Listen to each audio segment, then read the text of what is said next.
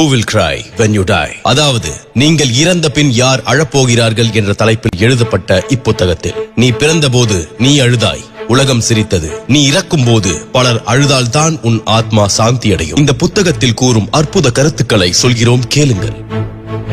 தனக்கு வேண்டியதை கேட்பவன் சில நிமிடங்கள் முட்டாளாய் தெரிவான். தனக்கு வேண்டியதை கேட்காதவன் வாழ்நாள் முழுவதும் முட்டாளாய் இருக்க நேரிடும். உங்கள் வாழ்க்கையில் நீங்கள் சந்திக்கும் ஒவ்வொரு நபரும் உங்களுக்கு ஏதோ ஒன்றை சொல்லித் தருகின்றனர். எனவே நீங்கள் சந்திக்கும் எல்லோரிடமும் கருணையுடன் இருங்கள். உங்களுக்கு எந்த விஷயத்தில் திறமை உள்ளதோ அதிலேயே கவனத்தையும் நேரத்தையும் அதிகம் செலுத்துங்கள். மற்ற விஷயங்களுக்காக அதிக நேரத்தை செலவழிக்காதீர்கள். அடிக்கடி கவலைப்படாதீர்கள். தேவையெனில் கவலைப்படுவதற்கென ஒவ்வொரு நாளும் மாலை நேரம் 30 நிமிடம் ஒதுக்குங்கள். அந்த நேரம் அனைத்து கவலையும் குறித்து சிந்தியுங்கள். அதிகாலையில் எழ பழகுங்கள். வாழ்வில் வென்ற பலரும் அதிகாலையில் எழுபவர்களே. தினமும் நிறைய சிரிக்க பழகுங்கள். அது நல்ல ஆரோக்கியத்தையும் நண்பர்களையும் பெற்றுத்தரும். நிறைய நல்ல புத்தகம் படியுங்கள்.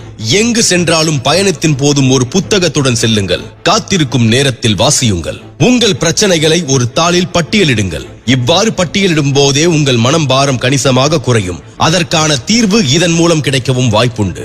உங்கள் குழந்தைகளே உங்களுக்கு கிடைத்த மிக சிறந்த பரிசாக நினையுங்கள். அவர்களுக்கு நீங்கள் தரக்கூடிய சிறந்த பரிசு அவர்களுடன் நீங்கள் செலவிடும் நேரமே. எந்த ஒரு புது பழக்கமும் உங்களுக்குள் முழுதும் உள்வாங்கி அது உங்கள் வாடிக்கையாக மாற 21 நாட்களாவது ஆகும். ஆகவே தேவையான விஷயங்களை திரும்ப திரும்ப செய்யுங்கள்.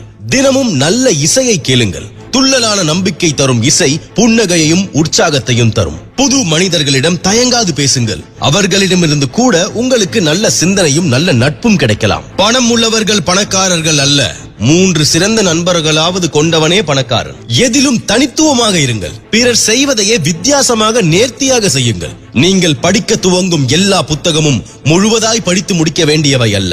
முதல் அரை மணியில் உங்களை கவராவிட்டால் அதனை மேலும் படித்து நேரத்தை வீணாக்காதீர்கள். உங்கள் கைபேசி உங்கள் வசதிக்காகத்தான். அது அடிக்கும் ஒவ்வொரு முறையும் நீங்கள் எடுத்து பேச வேண்டும் என்பதில்லை.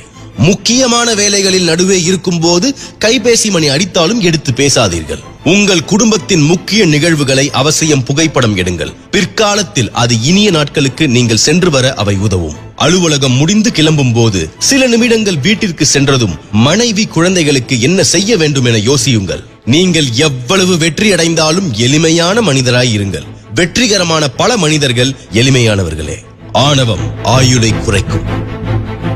இதுவே ராபின் சர்மா இப்புத்தகத்தில் கூறிய கருத்துக்கள். ஒவ்வொரு புது வருடத்திற்கோ அல்லது உங்கள் பிறந்த நாளுக்கோ ஒரு தீர்மானம் எடுப்பீர்கள். நாங்கள் கூறிய இந்த கருத்துக்களை நீங்கள் தீர்மானமாக எடுத்துக்கொண்டால் உங்கள் வாழ்க்கையில் வெற்றி நிச்சயம் என்பதில் எந்த சந்தேகமும் இல்லை.